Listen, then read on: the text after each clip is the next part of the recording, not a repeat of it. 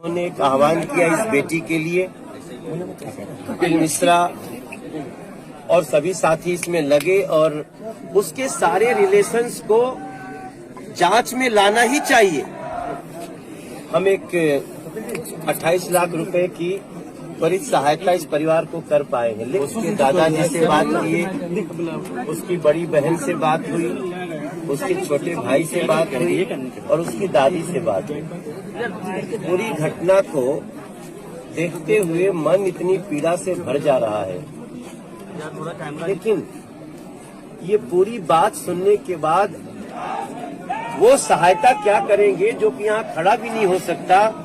तो मैं समझता हूँ ये इस घटना में कड़ी जांच होनी चाहिए और दोषियों को ऐसी सजा होनी चाहिए जिससे ऐसा अपराध करने वाले लोगों की रूह कांपे।